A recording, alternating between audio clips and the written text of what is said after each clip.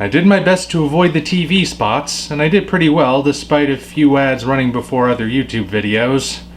But then the final trailer came out, and I just couldn't resist.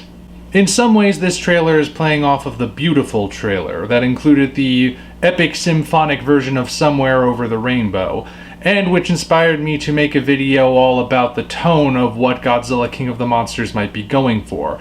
That sense of awe and wonder. I won't repeat myself here, you can just go and follow the cards or links to watch that video on its own. And even though I am still a little bit worried about the trailers showing too much of the film before we actually see it, I can at least take some solace in knowing we're not seeing that much. Watching this trailer, in fact, made me realize that perhaps we're not seeing that much.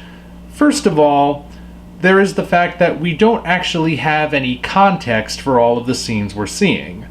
Yes, we're seeing a lot, especially when it comes to Rodan, Mothra, Ghidorah, and of course Godzilla. But the scenes don't necessarily mean anything the way they are arranged, at least not to us at the moment. They're conveying the tone, as I've said elsewhere, but they're not really telling us what the story is. These could happen in any order, so thankfully I think not too much of the plot is being revealed. Although at this point I do have quite a few questions about Vera Farmiga's character, because that narration that plays over most of these trailers changes almost every single time. The first trailer, it sounded like she was delivering the demands of the terrorist organization. In this trailer, it sounds like she's sending a message to Monarch about how to stop the terrorists, or at least what the terrorists may have unleashed. If they've even unleashed these creatures. One of the TV spots seemed to imply that maybe Charles Dance's character, if he is indeed the villain, isn't motivated by political ideologies. But that's a whole different can of worms. So, what is her role in this? Is she a captive being forced to do things? Is she a conspirator? Is she wavering back and forth? It'll be curious to see how that plays out, because the trailers are showing us a pretty wide mix, and if you were to watch them all back to back, you would have no clue where her character stands. It's possible, of course, that some of this stuff is just there for the trailer. Sometimes trailers do that. They include scenes or dialogue that doesn't make the final cut of the movie. Sometimes they exist solely for the trailer. How much of that stuff is applicable to the trailers we've seen so far is anyone's guess. But what also tells me that we're not necessarily seeing as much of the movie as we could be has to do with the other Titans. Up to this point, we have still only seen that thing in the desert and that thing under the mountain, and only the shots of them starting to emerge. We haven't even gotten full, clear looks of them yet. There's been art going around that alleges to be of some of them, including these two, but I don't know. I'm not going to show them here, don't worry, because there's a chance they're legitimate, or at the very least on the right track. But I don't necessarily think too much stock should be put at it in this moment.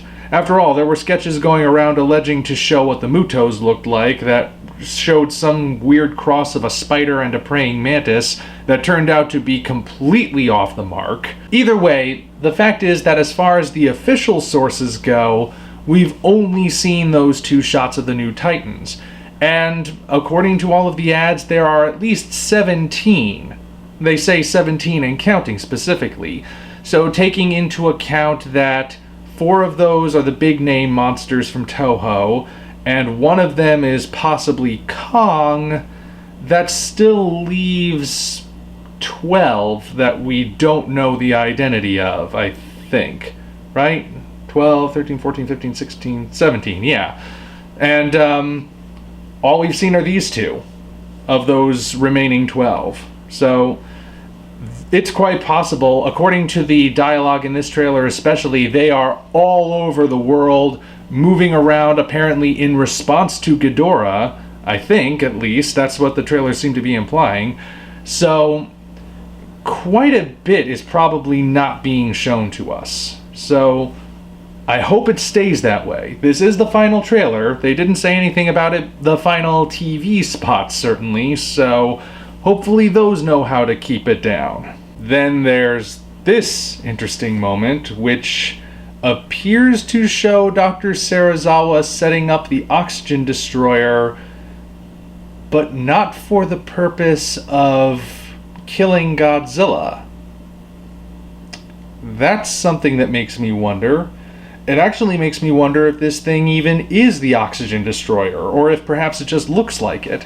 If indeed this is the oxygen destroyer, the shots do seem to imply that it is. It has that shape, but does it serve the same purpose? Because it appears to be something that's going to benefit Godzilla. Serizawa is definitely not going to do something that would hurt Godzilla. I highly doubt that. Or it's possible this is some sort of setup where he says he's going to set the oxygen destroyer up to destroy Godzilla, like because of the government or something, but in reality he's going to sabotage it somehow. I honestly don't know. It's all speculation. But it's really got me wondering now, because I did not expect that to be the case. Makes me wonder if Serizawa's going to make it through, because he's not in Godzilla vs. Kong as far as I've seen. At least his name's not on the list. Well, we will see. And yes, I am saying all of this knowing that there is an alleged plot leak out there, but I refuse to read it, and I refuse to read anything that alludes to it. So I'm just basing this purely on what I'm seeing in the trailers. Other than that, I mean, I'm still as excited for this movie as I've ever been. I'm hoping against hope that they really do dial it back from this point forward in terms of what they show us. I already know that we are in for some crazy stuff here. I don't want to have it all spoiled for me before I go in. So, good job on the ads, Warner Brothers. You can call it a day now. So you guys know the drill by now. You're free to leave your thoughts on this trailer in the comments section below. I certainly know I'm still looking forward to it. Until such time as we meet again, this is the Omni Viewer signing off. I'm gonna watch it one more time. If you enjoyed this video, be sure to like it as well as subscribe to the channel for more content of a similar nature. Also, check the description for links to our Twitter, DeviantArt, and Patreon pages, as well as the Amazon link for the novel Operation Red Dragon: The Daikaiju Wars Part 1, penned by yours truly. Thank you all, and we appreciate your support.